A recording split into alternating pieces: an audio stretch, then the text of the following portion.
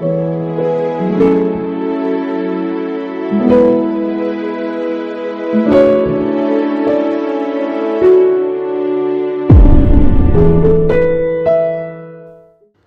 everybody, Chris J from Blue Coat Foundation.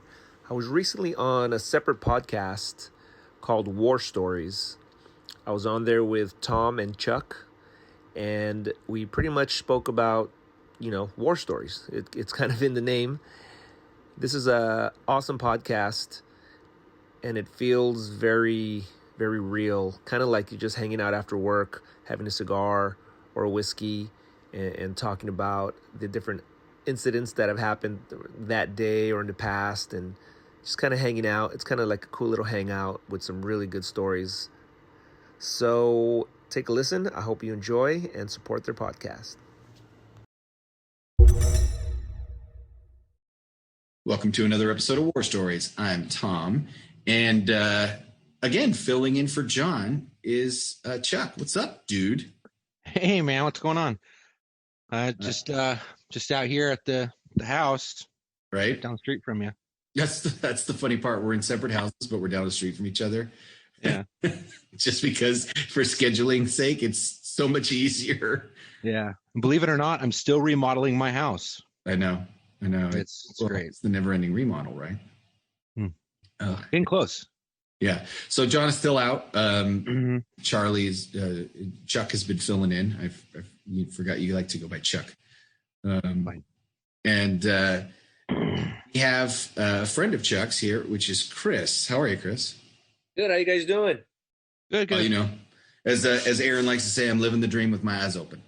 Very nice. Very nice. I checked out you guys' podcast when Chuck told me about it. It's pretty cool. It's really like a Coppers kind of podcast. I felt like I was like at the bar after work telling some war stories. It was nice. Right. It's kind of like choir practice without the IA. Yeah. You gotta be careful with some of that stuff. But yeah. Yeah, there's a department that shall remain nameless, but its initials are LAPD. And they're actually serving Instagram, or they're trying to I guess the chief is looking for a way where he can get a court order to force Instagram to turn over information about users that ran a page, page called Choir Practice or Choir Boys or something like that. Oh, yeah. And there was memes and stuff and things that were said that aren't illegal, right? But they could be construed as violations of department policy for probably conduct unbecoming or some chicken shit. There's always an embarrassment clause. Anything that'll embarrass the department. Right. So this asshole is actually trying to get a court order so he can get the freaking info on the people that were involved in this page, so that anyone who's involved in this page that's on his department, he can fucking burn. Yeah, it's sad, but I mean, we've gone past a day and age where we're done in the report reading room, roll call room, locker room, wherever, and you're burning people, for silly little jokes you print out on Photoshop or whatever, and plastering them up. Those days have gone, and at the age of social media, they kind of started trying to bring that back and putting that online, and people got upset, butthurt, whatever you may want to call it, and maybe a little bit, maybe it went past a little bit of just ribbing, Sure. But at the same time, it's kind of part of being on this job. I mean, fire does it, military does it, and I can attest to the military. You need it. Do it. You kind of need to decompress. You need it, yeah. So, Chris, you have your own podcast, correct? Yeah, I have a podcast called the Fallen Not Forgotten Podcast. It's part of my nonprofit. I've always wanted to do it, but with COVID, so the plan for 2020 was to rebrand, rename, and really scale my nonprofit. But of course, with COVID, that didn't happen. But some of the things I was able to do was to start the podcast. So it's really brand new. I haven't started marketing yet. I'm really getting putting some feelers out there. People are really liking it. Some really heavy stuff, but some really important, valuable stuff from survivors or family of fallen officers, what they've been through, the dark places they went to when their family or friend was killed in line of duty, how they got out of it, what they learned over the years. So as sad as it can be, it's extremely helpful because we have over 100, without COVID, between 100 150 fallen officers per year. So for this to get out there when people are in those dark places, I think could be tremendously valuable. So yeah, and it's pretty dark right now anyway, so people can use all the help getting out of dark places they can. Yeah, for sure. So you were involved, are still involved in law enforcement, or active, still active. Been on patrol pretty much my whole career. I have over 16 years on. I think I only did a year and a month out of patrol, and all 3 times were not my decision. So I did two specialized units. One was crime suppression. One was a robbery crime suppression. They were fun, but I was assigned. And then I did 1 month as a detective loan, and I begged them to put me back on the streets. Do you like pushing a black and white? It's a different world up in detective. Yes, sir. Yeah, I enjoyed being a detective only because I was working narcs. I don't know that I would have enjoyed being a detective. There's no way. We had a really good financial crimes guy. There is no flipping way that I would have ever done well or ever wanted to go into like financial crimes, that kind of stuff. Oh no, never. Yeah, crimes against people, like person crimes, like rape, robbery, that kind of thing. Okay, I could maybe get into that, but as soon as you get into sex crimes, then you're dealing with the kid stuff, and now I'm back out. I can't. I didn't trust. It's a different kind of justice up there. You have a different pull, a different power to really get justice done. Something you don't have on patrol. So if anything ever happens where I need to go inside, see how that work could be very fulfilling. But you have to be really organized. And if I turn this camera around, you'll see how unorganized I am. If you're not organized, it's a tough job. And I had post-its everywhere. I had dreams of post-its of everything I had to do. Dreams of post-its. Yeah. Oh, it was nightmare. I keep myself organized through a complicated series of post-it notes. That's how I keep myself organized. Color coded. I have to have dynamic environment. That's why narcs work, because we're always doing something different, but that keeps your interest. Patrol keeps your interest because you're always doing something different, always something different. Yeah. But chasing down like financial crimes and going through bank statements and, all that kind of forensic accounting and no, I'm out. And God bless the cops that can do it. I got to tell you though, there's something about throwing on those lights and that code 3 equipment and punching it, not knowing what you're going to get, and the information is still rolling out. It just hits a different way than sitting back and responding to something later. I mean, patrol is, and Chris, he's a copper's cop. I mean, this guy, I mean, if you follow him, I started following him on his Instagram or whatever, and he dedicates nearly every shift that he works to a fallen officer or that fallen officer's family, and it speaks volumes, and I think it's a great thing what he's doing, and it's awesome, and it's good to see that, and it makes me feel good, and it's just great. Yeah. Well, Chris, we're glad to have you, and we had talked about this because if you're listening to this and you're not a War Stories listener, by all means, you should come over and listen to War Stories. But you might be listening to this on Chris's podcast because we discussed it, and I'll go ahead and send you the audio of our episode with you so that you can release this episode on your feed. And we'll do it again at the end. But why don't you give the name of your nonprofit and your podcast out right now, and we'll tag back up at the end just so our listeners can hopefully go check you out. Very cool. The nonprofit, I just renamed and rebranded, but right now it's Blue Coat Foundation. You might also find it under Blue Coat Music, which is where I originally started it at. But right now it's Blue Coat Foundation, and the podcast is the Fallen But Not Forgotten podcast. And now that and I also have a blog because I like to write. I can't say I'm a writer, but I love to write. And I write a blog. It's for cops. And that's called, why don't I remember? It's called Burden Beyond the Badge. It's its own website. Say it again. You cut out a little bit. It's all attached to the nonprofit. You cut out a little bit when you're naming the blog. Go ahead. Burden Beyond the Badge. Got it. Okay, great. Yeah.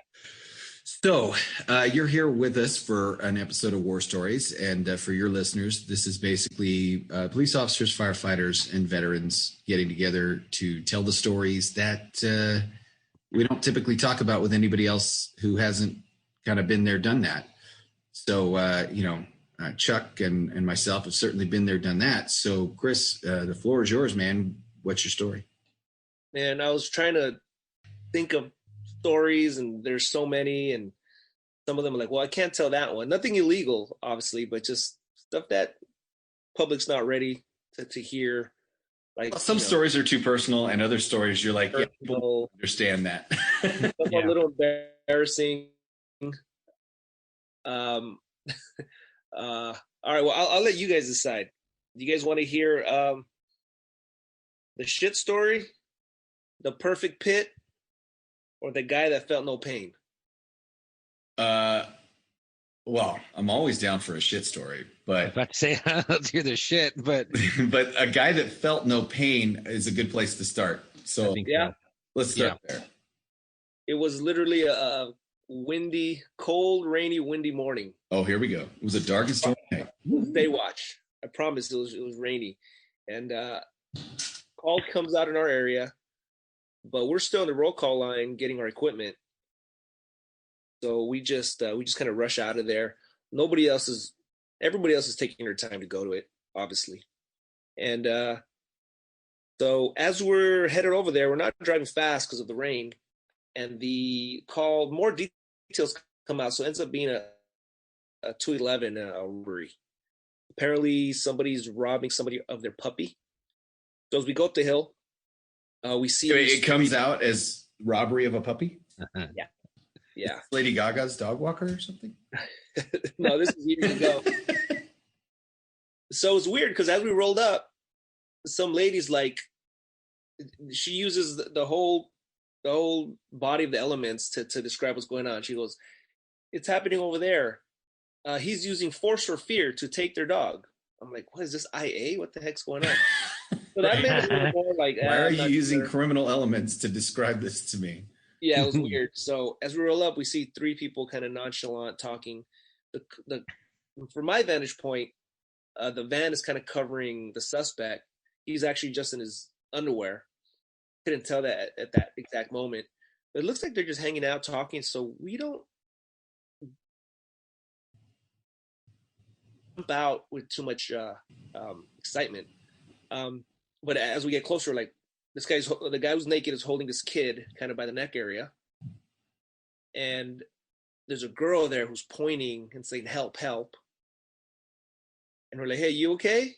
And then the kid who's being held by the neck is like, shakes his head no. And he has his dog. So we tell them to, "Hey, get out the way, get out the way." And we're like, hey man, turn around, whatever, put your hands top of your head. And he's not listening. So we start shadowing him on the street. Does he even register your presence? He knows we're there. Okay. He knows we're there. And we start shadowing him, and then he just starts running at us, and we hit him with a taser, bare chest. 2 prongs, bare chest. I guess we should have had a wider hit, but he stared at his chest, and he ripped him out. Right. I keep shadowing him. As they do. He kneels down next to he kneels, because it always works, right? He did not feel pain. Right. Why didn't you tase him? He kneels down next to a tire well, and there's condensation on the car, and he starts writing with his finger on the condensation, and he says, "Dear God, give me the strength to fuck these officers up." Oh shit! Yeah. That's a lot to write. Comes back at us. Frosty window. He comes back at us, baton strikes, and he just kind of stares where I hit him. And he backs up, starts rambling. We try to grab him, we try to do contact tase, and he just kind of looks at us and pretty much shakes us off. I don't know when the help call came out, but I think after the second volley of baton strikes, my partner was like, this is not good. So people are looking at us now. There's a crowd, and I think there was a third volley. I can or can't say if there was a third volley of baton strikes, but he wasn't feeling anything. So I'm like, hey partner, we literally have time to talk. Like, what do you want to do? Like OC, he's like, OC's not going to work. Like, just take him down. He goes, no, we need to wait. Because if he feels no pain, so my partner, he takes his gun out and he said, we're just going to shadow. He feels no pain. My partner's reasoning was, if we get down on the ground with this guy and he's biting or doing anything, he feels no pain, we're going to get hurt. Right. So that's essentially what people think of as super strength with PCP. It's not super strength. It's the inability to feel pain. Right. So I wasn't thinking along those lines. I was thinking, I work out. How come my baton strikes are not working? Right. But my partner had the good mindset to think, no. We're just gonna shadow if he goes to anybody else, or if he attacks us and we're on the ground. I'm gonna have to do what I got to do. I said, all right, good to go. So the troops come. He gets tased again, rips him out again. Then he starts getting hit with the beanbag. 2 beanbags fully unloaded on his chest. Boom, boom, boom, boom. He's just looking at his chest. And he just starts running. The officers try to grab him. He goes right past him. Finally, he gets tased on the back, and he's trying to reach it, but he can't reach his back, so his muscles tighten up, and he falls down. Good. When you grab him. But, I've never it was very helpless. Those first 4 minutes with nobody there, but my partner had with nothing that worked. And I'm glad my partner slowed me down because I was ready to go hands on, and we could have got seriously hurt. He doesn't feel any pain. And that's all maturity and working with guys or girls who have been through it, and that's what you guys have partners for, Mm-hmm, to check you, slow you down. Yeah, for sure. Yeah. To remind you, you're not Superman, So. And with somebody like that, a swarm technique is effective. Yeah, team takedown. But if 2 people does not a swarm make, no. So 2 bees don't equal a swarm. That's for sure. Yeah, exactly. Mm-hmm. So I can only imagine how it would have gone completely sideways if especially if he didn't check you, but also if then he goes down that same road where he's doing the same thing. And now you're both just going to get screwed. This guy's just going to tattoo you both up one side and down the other. For sure. I think that's the importance of a partnership is, if one person has tunnel vision, the other person got to snap them out of it. And I've been on both sides, so we're not perfect. I remember the first time I ever hit somebody with my asp. And it was that holy shit moment where you whack them. And then it kind of goes back, when you see the cartoons and somebody hits, something hard with a crowbar and the crowbar vibrates and goes, yeah. And then you hit somebody with the asp and it's just, doink, it bounces off and kind of shakes and you realize that's not going to work.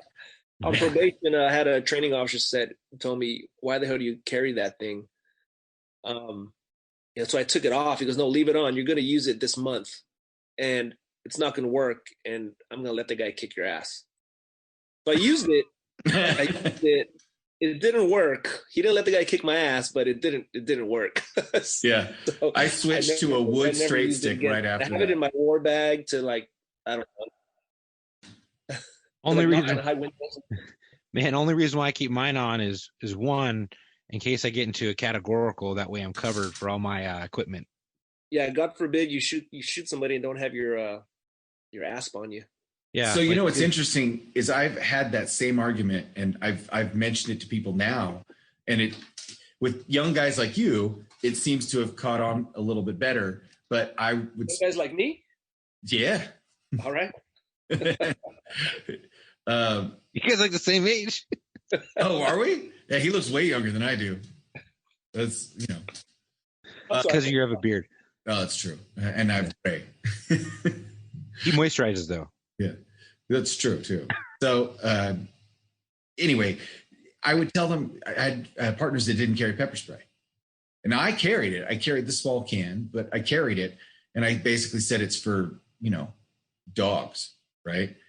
But what I told them is I said, you don't want to smoke somebody and then get up on the stand and they say, well, where was your pepper spray? You go, I don't carry it. Oh, so you didn't have pepper spray available to pepper spray him. Well, yeah. Correct. But it wouldn't have mattered. Pepper spray wouldn't have worked. Aha. But how do you know? It's that trap of you know, because you didn't even have the option.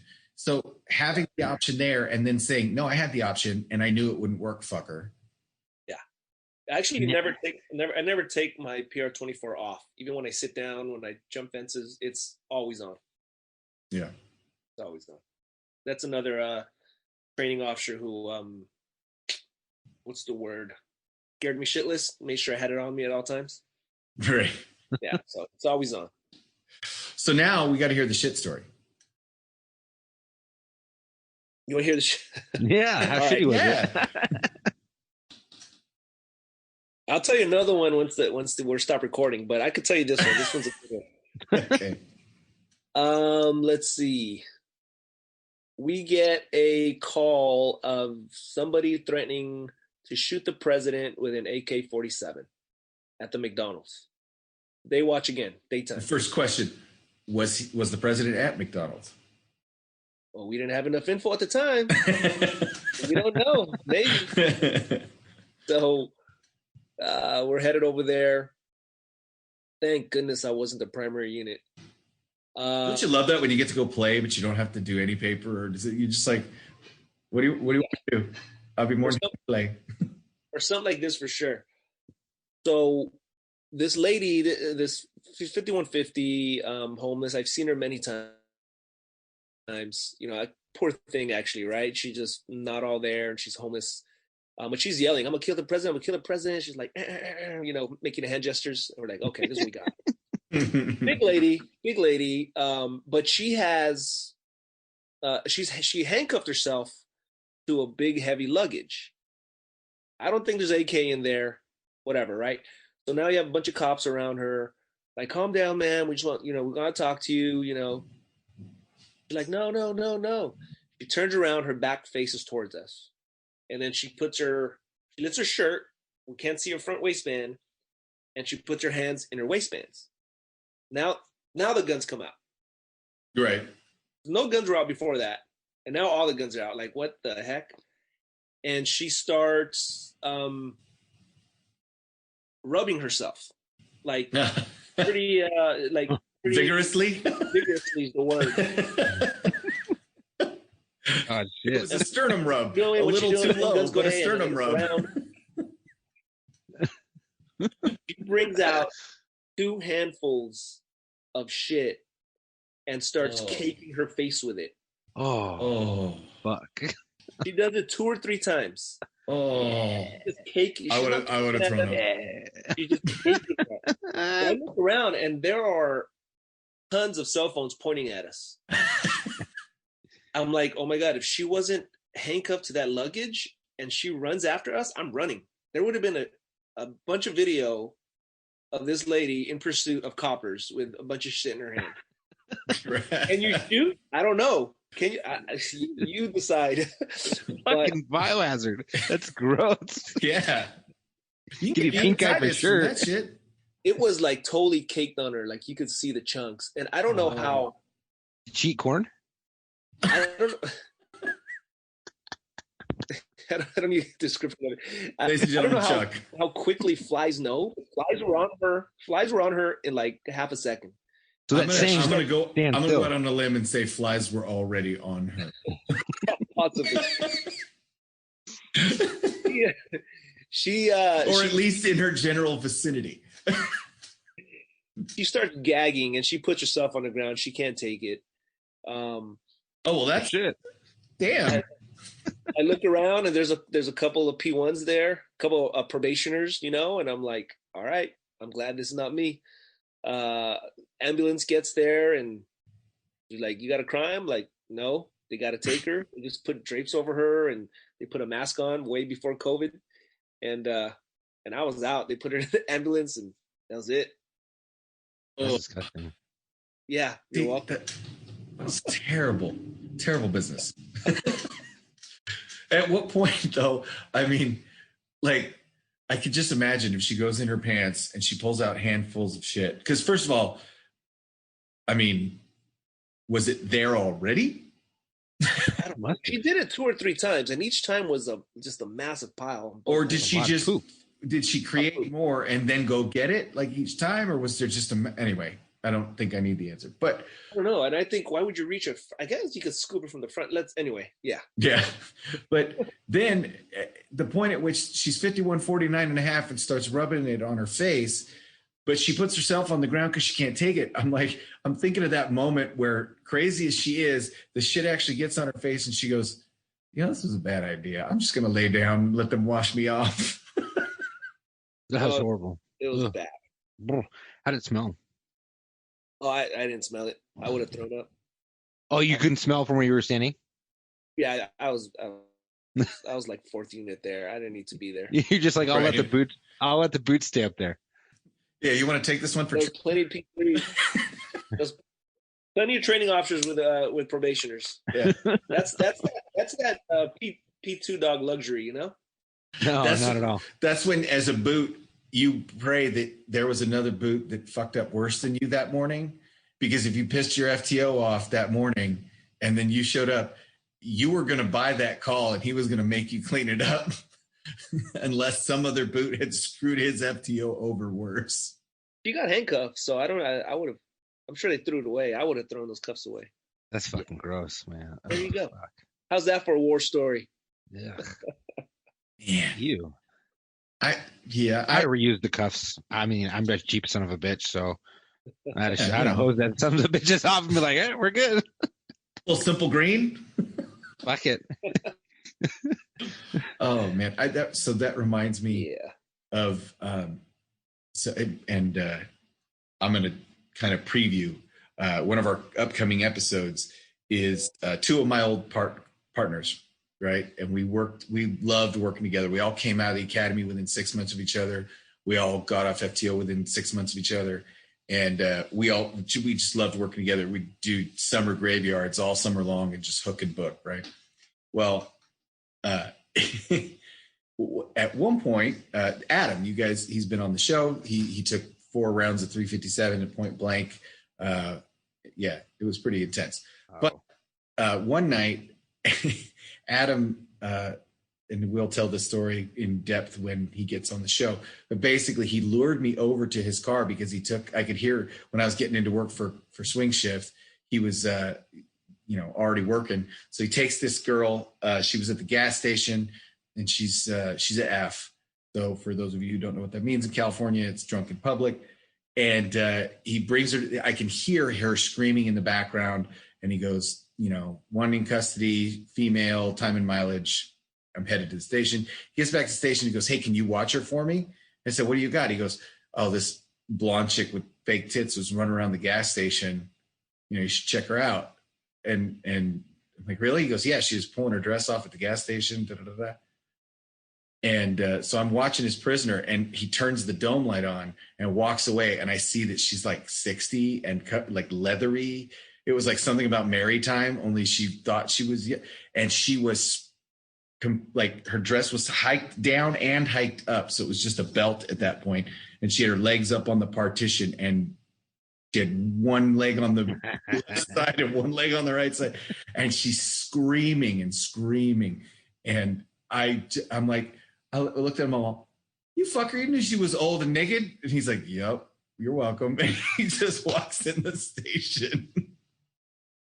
Oh, he was paying me back for something I had done to him much earlier. So, oh wow, Yeah, some of the stuff is just I think, Unseeable. yeah, Not my friends and unseeable. family who I try to tell the stories to, I don't think they realize how much craziness is out there, how much violence is out there, how often it happens. They think once in a while that happens every day. It's Yeah. ridiculous. Yeah. We become so desensitized to it, or it's just like it's normal for us. So we're like, oh, that this happened today, and we're just like, nothing really happened. And I really didn't understand that until I got with the person I'm with now. Rachel, she's my current baby mama, um, which I love very much, and she'll never listen to this. So, Oh, I see. but so she asked me one day, she's like, well, do you see a lot of dead people? And I was like, well, I mean, I guess. I mean, like, not really. And she's like, well, how many dead people have you seen? I was like, oh, I don't know. I can't count. And she's Yeah. like, well, have you seen any this month? I'm like, yeah, like 6. She's like, oh, that's not normal, and that's a lot. And I was like, well, not really. I mean, it could be more. I mean, I really kind of hid from some calls because I didn't want to go see another dead person, but it could have been more. And she's like, no, it's kind of not right. And I started thinking about it. I was like, well, yeah, I've been doing this for kind of an okay amount of time, um, almost a decade, and it really kind of just I started thinking about it. I'm like, wow, we really deal with a lot of stuff that we have gotten so used to and so like I guess desensitized to, but it's just almost normal for us where we don't even think about it, which really makes us a different person, a different type of personality, a different sense of humor, and you really see it when you don't hang out with your copper friends and you go to like let's say like a family function or you try to tell the story to them and they're just like, something's wrong with you. Yeah. Right. Sorry, my microphone is working again, but you're right. That's 100%. It is. You don't realize you're fucked up until a normal person tells you, that's not normal, right? Yeah.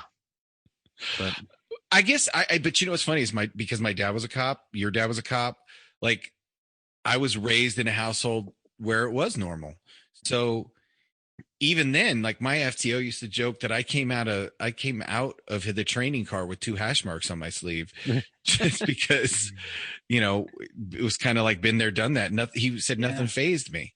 And then I remember having guys that would throw up, or they couldn't. They come out of a house and they were disgusted by something, or you try to smoke and joke, and they just couldn't. They couldn't wrap their mind around what had just happened. They're like, "Oh my god!" How? And I'm like, "What?" I mean, I've seen P1s. I mean, probationers quit after seeing their first suicide.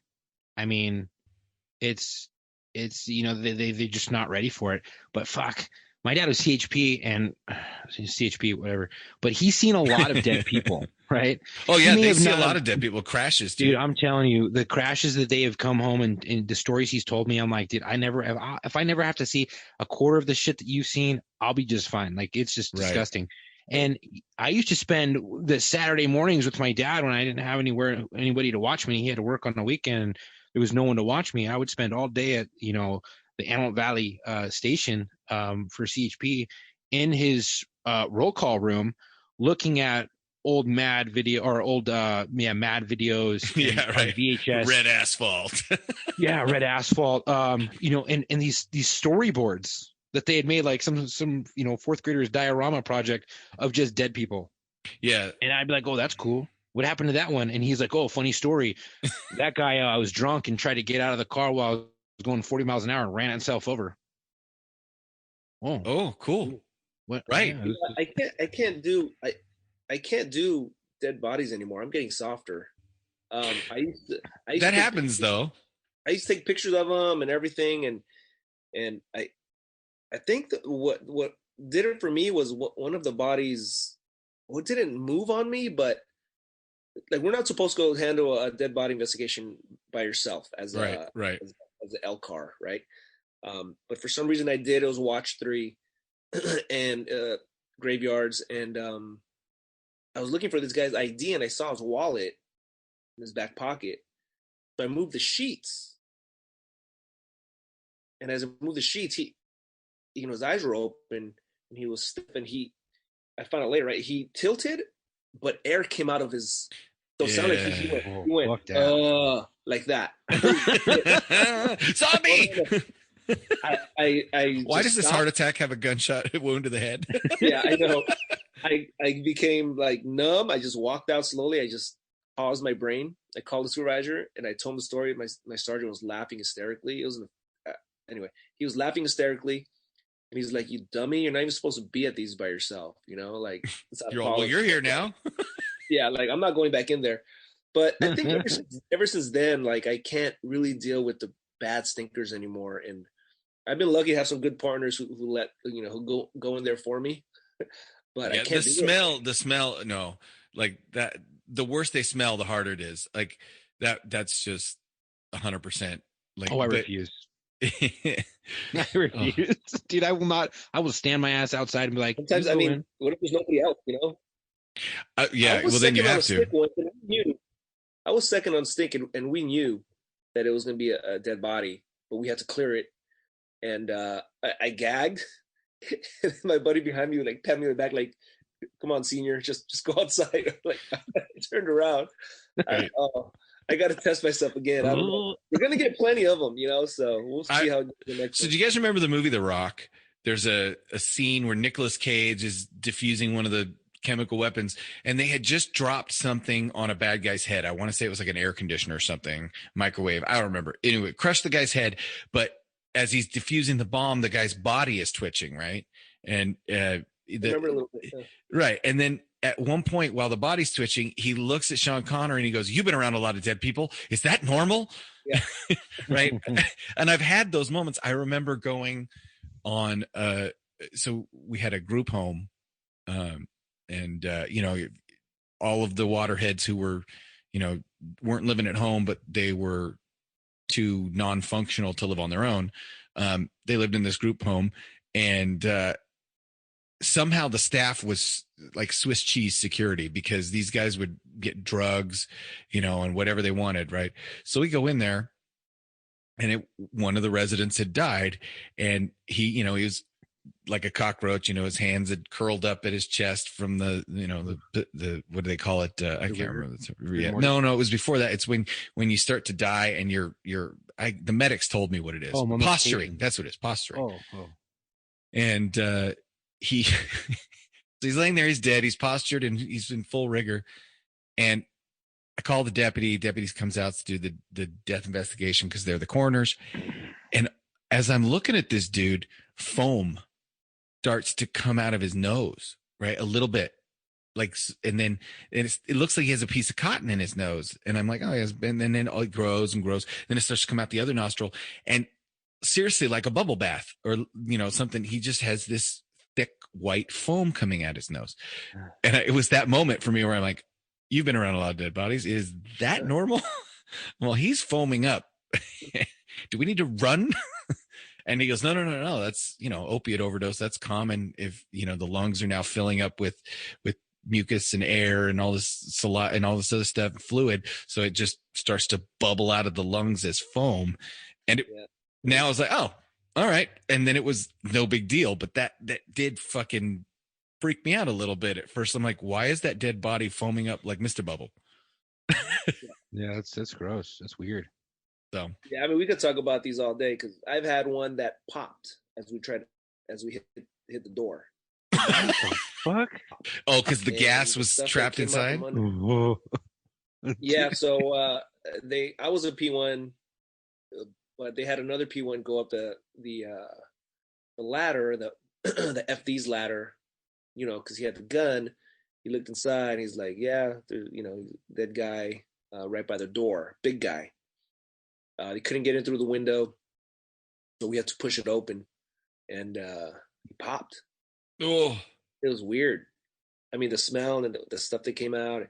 It almost. I mean, that's when I was a lot younger, so I was like, "Cool, let me see this." Right. Now I can't. But like literally, like I don't know how you want to edit this later or not. But I mean, the whole face was eaten out by maggot. Yeah. It looked like a movie prop. Yeah, it didn't look real. No, that's the thing. There comes a point at which it doesn't look real anymore. Yeah, it looks because their skin turns a waxy. It's almost like a plastic. Yeah, Yeah, the waxy skin and the I ooh, man, I've never had one pop. I had one fart. We rolled we rolled it over to look underneath it, and as we rolled it over, it went poof, and then the whole room filled up with the worst fart smell you've ever smelled. I've had one fart, but I've never had one pop on me. Have you ever had one shit a whole piece of cauliflower out? No. We had a welfare check on some guy, some poor old man. I mean, fucking God bless this man. I feel so bad for him. The way he went out was just fucking horrific. But right.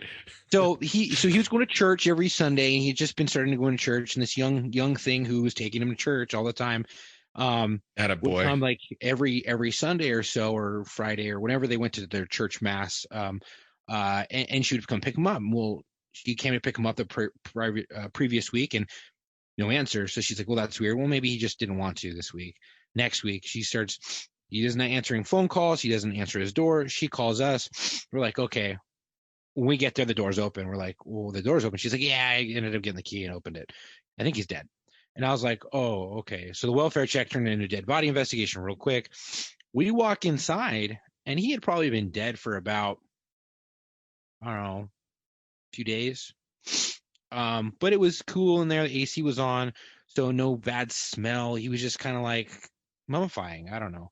But there was dried blood all over the bathroom, and it was streaked down from his hands. I look over into his room, which is just adjacent, and he had a Vivid DVD playing. But it was on the start screen. And if we know what Vivid is, it's a major Hollywood, or North Hollywood. I thought you were just describing it as a Vivid. Gotcha. Yeah, as a Vivid porn. Yeah. So he had a. Yeah, no, it wasn't a Vivid like, oh, it's really colorful. No, it was. So he had porn playing, but it was on the start screen. And I was like, oh, interesting. Oh, I was like, well, maybe he rubbed him out too hard and passed out and died and hit his head and fucking bled out. And so we go in there and we look, and his depends are at his ankles and his toilet's open. And then I look at his feet, and his feet are pushing into the ground. It almost looks like a pterodactyl, like talons and fucking feet, and like just mummified and long, skinny, bony feet, and it's disgusting. And I felt so bad looking at it, but so disgusted. And he was pushing so hard that his bones and shit had stretched. Ugh. And there was blood. I guess he hit his head. I'm assuming he masturbated, popped a nut, went to the bathroom, went to go to the bathroom, stood up, got lightheaded, fell, hit the metal railing, fell into the tub, started bleeding profusely because he's probably on blood thinners, and started slipping on the edge of the tub, leaving streak marks. And that's the way he died. And then I looked down in between his feet, and there was a whole flowerette of cauliflower with shit streaked down the sides. Oh, man. Perfectly sitting in between his legs. Oh, that's a rough way to. I mean, man, you It don't wasn't even expect that to chewed. happen. Right. It was whole. So you were just confused at that point. I was confused a little bit. I was like, wow, how did that get there? Like it's whole, it's not chewed, like it's a one big old piece. It was thick. Well, clearly he didn't have the most healthiest of habits. No, I felt bad for him, but at least, I mean, he was watching something fun before he went, I guess. I don't know. Irony of ironies is my wife has a friend who's a sheriff's deputy, and she had her boobs done when she was younger gal, and she went to this well-known doctor in the area that was the same doctor that my wife went to, and lo and behold, probably at least a decade or 15 years later, she calls my wife and she says, "Oh my God, you'll never guess what just happened." She says, "What?" She says, "I just went on a dead body call, and it was our breast implant doctor. It was our plastic surgeon." And she's like, "Wait, what?" And she goes, "Yeah, I went on the dead body call, and the dead body was our plastic surgeon. And you'll never guess where he was. He was in a secret apartment that his family didn't know about, where he used sex toys and watched porn." What? So apparently homeboy went out in his sex apartment doing some freaky deaky stuff in his little secret sex toy box, and then like at that point, that's just shitty luck. You're like, oh man, one of these chicks is one of the ladies I did plastic surgery on is the one that happens to find you all fucking perverted and kinky like that, dead. Wow. So, well, so I wanted to talk about our emails a little bit because we have them stacked up, but Chuck, we've talked about this and we've got somebody lined up. We're going to do an episode because a lot of these emails kind of deal with the same thing. I want to get into law enforcement. I want to know about the oral board process. What advice do you have for me? So basically we're going to do an episode where we're going to give you, I guess we're going to answer all those questions by discussing the process and discussing things that you can do to help it, things that you can do to fuck it up and not realize it. Kind of some rules for the oral board, that you maybe don't think about because you get nervous or whatever. But these are kind of some tips and tricks to help you through it. So we're going to do a whole episode on that. So I'm not reading those emails because we're getting to that episode. And then we've got some other emails. We have a listener, his name is Eric. So I wanted to see if you guys had any thoughts on this. Hey there, guys. My name is Eric. I'm 25 years old and I'm from Kansas. And first off, just wanted to say I love the podcast. Found it on Spotify a couple of weeks ago. And I'm working on getting all caught up. The stories are always amazing. And I always find myself laughing out loud. Well, thank you. Now to get to it. I'm a civilian, but I do have a CCL. I'm assuming that's concealed carry license. I think so, yeah. And I'd love to hear something about that on the podcast. I do apologize. I'm not really bringing a story or anything, just more of a question in some way, but I wasn't sure how you could bring it up. If you guys are great, and I know you would be a crew to figure out a way. So we're just going to read your email, and that's how we're bringing it up. How's that? So he wants to, if there was anybody out there who used a firearm in self-defense, you could bring a story, or even self-defense incidents you've encountered as an LEO. What would be some good tips that you could give to someone who could find themselves in a situation from the perspective of a law enforcement officer? So his question really is about using his CCW or using force in a civilian capacity in self-defense, and what our experiences as law enforcement are with that, and what maybe are some tips or things to be aware of for somebody who maybe has a concealed carry license or might have to use force in self-defense, and what they should then do in dealing with law enforcement. Now, have you, either one of you guys, ever been on a legit self-defense shooting where somebody had a CCW or somebody was in their house, or somebody, you know what I mean? House, but not like not in the public street, no. Okay, so so the house one, inside their business, their house, and the shooter was in their house. The person was in their house. Somebody broke in. They shot the intruder. Is what I'm. Or security guards. Security guards. Okay. Or tried to shoot at the intruder, but didn't have very good aim. Sight alignment, trigger control, and missed. Okay. So for me, my biggest thing is that, first of all, put your hands up. Like, that's the first rule. When the cops point a gun at you and tell you to comply, just comply. You can argue about it later. And guess what? If we're wrong and you're not the right person, we'll pick you up, dust you off, tell you we're sorry, and send you on your merry way. But there's so many people that could avoid bad shit happening to them if they realize that when we tell you to do something, just do it. Yeah, and people get things wrong when they call in. People confuse things. Sometimes our dispatchers, in any type of agency out here in California, get so much information at one point in time that they may confuse certain things. And I've had to use my weapon off duty, and I knew from being law enforcement, knew that this can happen, and that dispatchers can fuck things up sometimes, and because they have a really hard job, but at the same time, we get flustered, they get flustered. It's very easy to mistake things or to mess up some sort of description. Yeah, it's a really hard job, by the way. It is very hard. It's so super stressful. I would never want to do it. Nope. Plus I can't type that fast. And I hear them getting frustrated all the time, and I feel so bad for them. But at the same time, they're going to make mistakes. I've seen it constantly, especially when they're learning. So I had to give them my description multiple times. I am armed. This is what I'm wearing. No, really, this is what I'm wearing. I don't want to get shot. I'm holding a house. I have my gun out. There's an audible alarm going on. I hear people inside. Like, I need this. This is what I have. And I have to continuously give that. But I was ready if the deputies got there and they said, "Hey, put your fucking hands up." I'm like, "All right, I'm armed. I'm putting that down." And I would, let them do what they had to do, and I would listen to them. I'm not going to just, be like, "Oh, fuck you. I'm a cop. I don't want to get shot." I mean, I have friends that are on sheriff's department, and they run force option simulation like a lot of other agencies in the United States do, and in California, which is basically like a video game. A lot of agencies do it. And they have run numerous scenarios where they have an off-duty shooting where it's a cop and they end up shooting the cop. Oh, yeah, it happens. Okay, so I was an instructor for the state of California in advanced officer safety and field tactics. And one of my jobs was to be the bad guy in these simunitions training scenarios. So, you put me in suspect clothes and a face mask and some gloves, and I may or may not be armed. I may or may not have a gun. I may, whatever. You have to contact me like anybody else.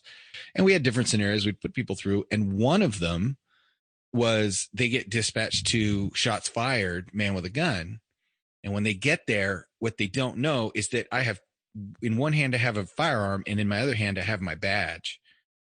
And the scenario is such that I will turn towards them with both the badge and the gun at the same time. Right. And then the question is, do I get shot? Right. And I can tell you 99 times out of 100, I get shot. Right. And part of it's my own fault. And the scenario is written that way because as I turn with my badge and my gun. You should never turn your gun, just turn your badge. Right.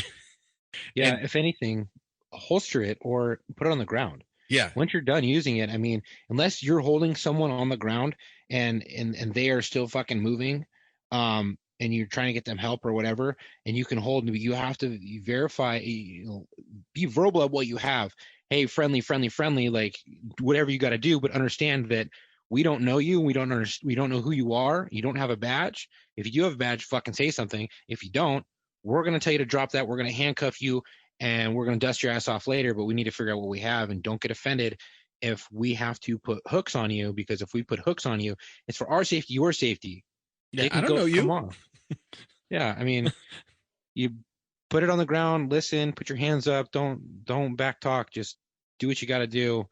And, or holster. If the guy's dead on the ground and you ended up shooting him and you're in your house, secure the weapon.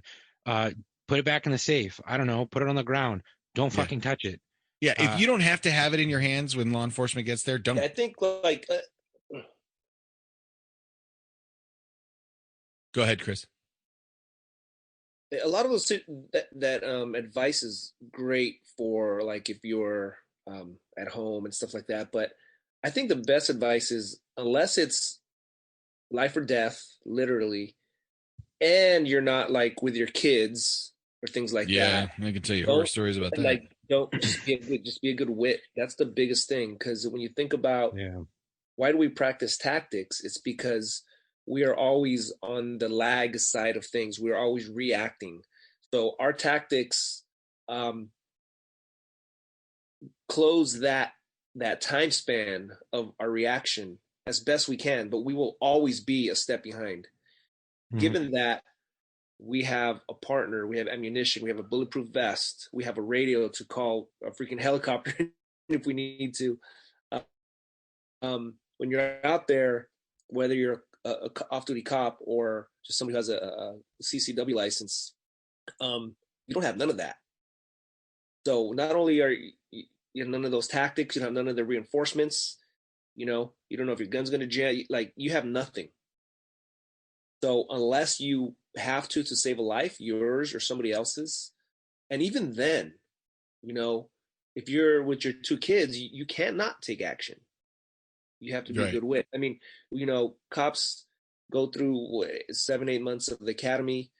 a year probation and years of just training on the streets before they even kind of really understand that concept really well. Mm-hmm. So for a civilian to wonder, what if that happens? What if that happens? I really think that needs a lot more training than just to, you know, Yeah. you got to be I mean, careful. A CCW to me means somebody is about to shove a knife in you or your wife, or something like that. Like CCWs to me are not about robberies and stuff like that.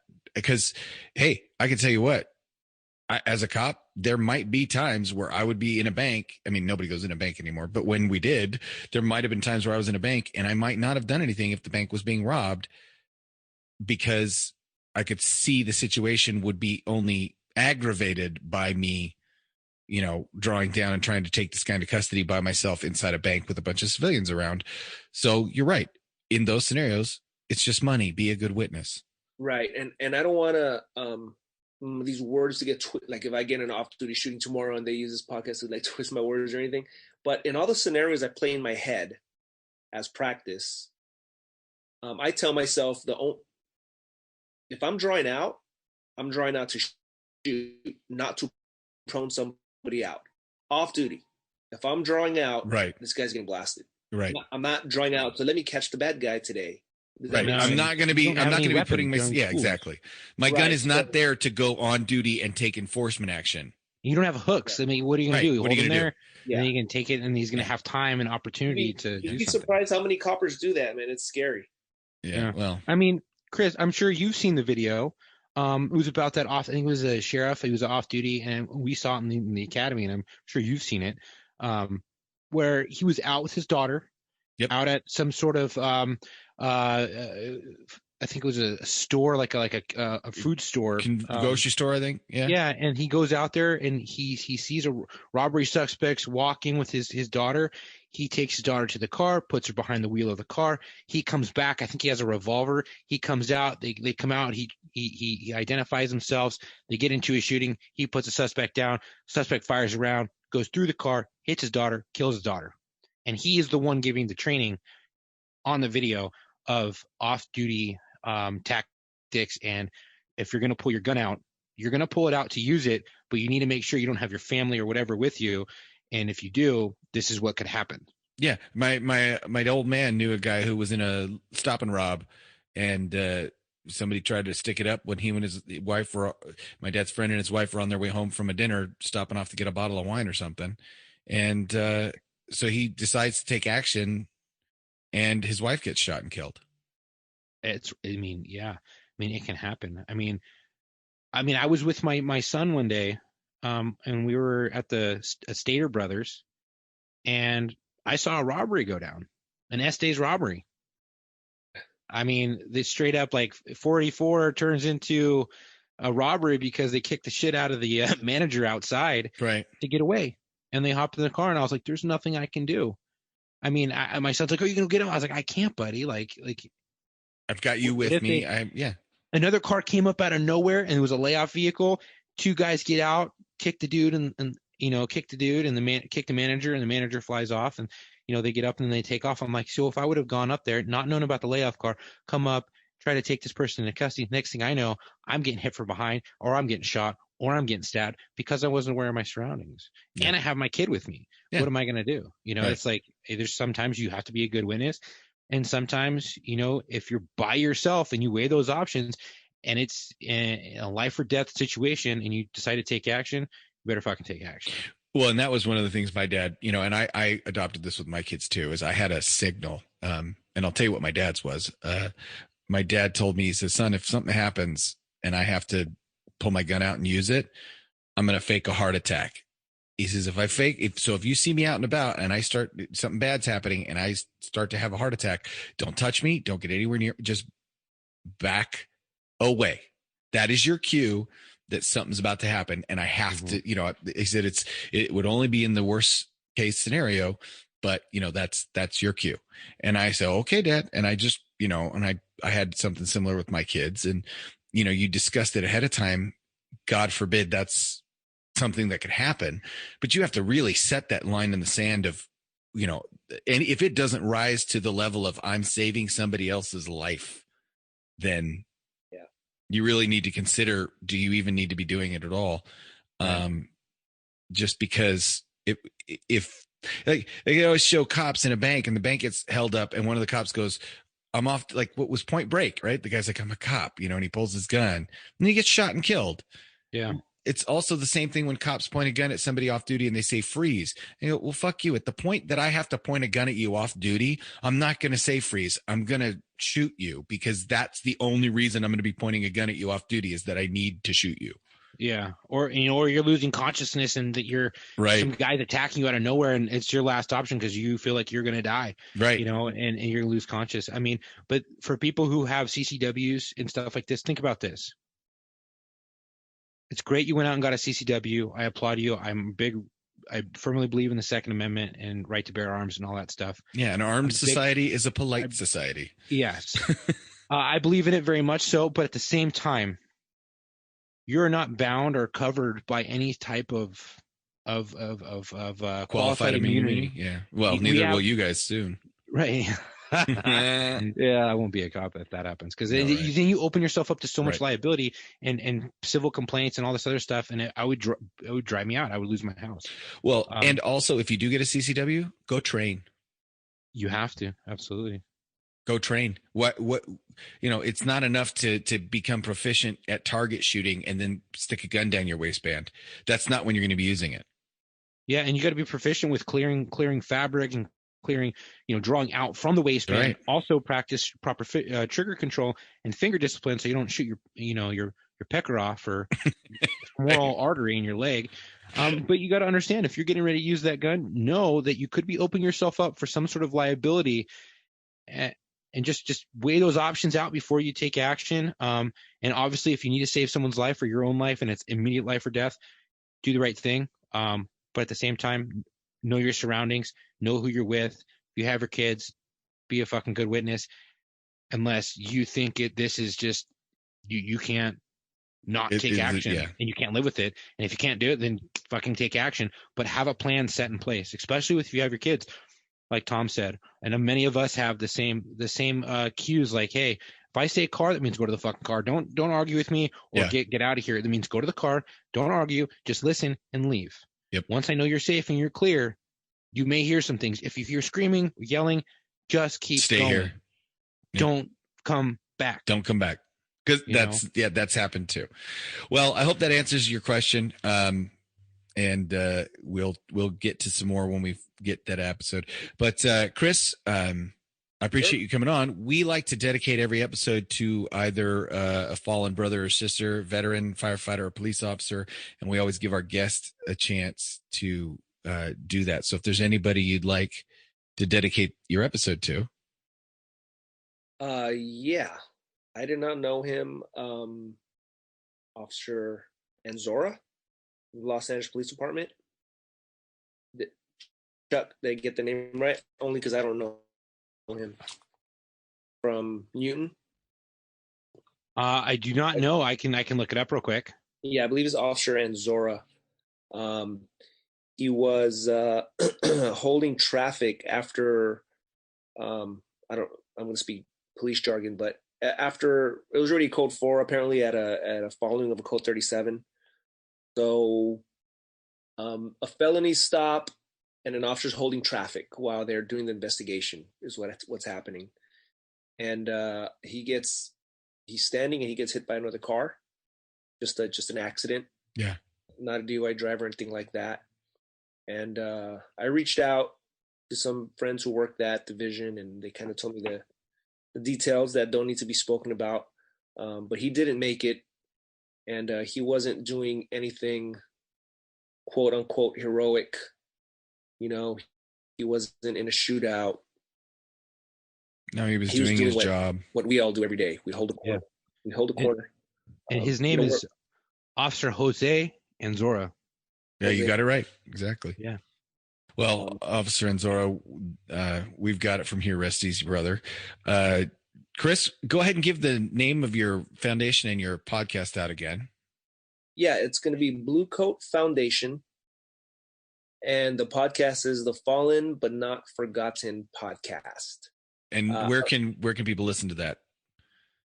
It's on Spotify, Apple, Google, Podcast. all that. Okay, Yeah. all right. And wherever they consume podcasts, as they like. Yeah, to right say. now we're like I said, we're totally like kind of branding it, so we're even redoing the website. So the best way right now is either just email me, Chris at bluecoatmusic.org, or just follow us on Instagram or Facebook for now. And can we be expecting any fundraisers in the near future, maybe after COVID's done?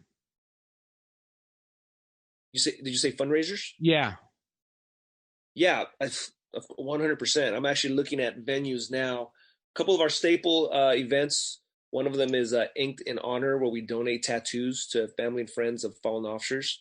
Kind of it's not really being done, and it's one of our. I really want to scale that one and take it around the country. So I do want to do that one this year, even if it's smaller. Well, my co-host on the Locker Room podcast, Marco, who has been friends with me since I was 14, happens to be a very prolific tattoo artist. So any help we can provide and any help, we'll be glad to get involved. That's awesome. Yeah, because I need to look for about 5 or 6, tattoo artists who will volunteer sometime for sure. Okay. We don't have the full funding that we need yet, so we rely a lot on volunteers. That'd be awesome. Okay. So that and a lot of musical events that I want to do as always, but that's the big one. And working on another project indoor. That one will take a year or two to plan. So awesome. Yeah, when we can finally go back indoors. Well, appreciate it, and I hope your audience wasn't too shocked by some of the stuff we discuss. I don't. It sounds like it gets pretty deep over there, but this is your podcast. I don't know, have you guys got into dead bodies a lot before, or? Oh my gosh, we've gotten into today. This isn't even close to the worst episode we've ever had. Well, you guys keep it real here. You guys are. I'm telling you, you guys are at a bar at the end of the watch having. That's really what we wanted it to be like, and we just wanted it to be. This is. We keep it real. The only thing I'll edit out is if somebody happens to drop operational information or personal information or department information that could cause problems. But I put that warning at the beginning of this podcast for a reason. And it definitely is war stories, so for sure. Yeah, I mean, very cool. No better way than just talking about it and not sugarcoating it. Yeah, I always say now, I said, I group therapy is stupid. Also, I run a podcast that's secretly group therapy. So, all right. Well, we appreciate you coming on, Chris. Chuck, do you have anything?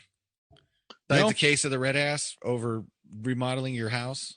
Nah, dude, I'm so tired of remodeling this freaking place. Not to mention, I hurt my shoulder. Fucking just do nothing. But now that we're starting to get a little bit of time back, Chuck has graciously agreed to help me to deliver an episode we've been asked multiple times for. That's not just the how to become a cop episode, but we are going to do our end of movie watch review, and we're going to discuss with some people that would know how good or bad or accurate or full of shit is that movie, because we've been asked multiple times. Like that. So we'll definitely do that one for you guys as well. Chuck's going to come back for that. And until our next episode, come home with your shield or on it.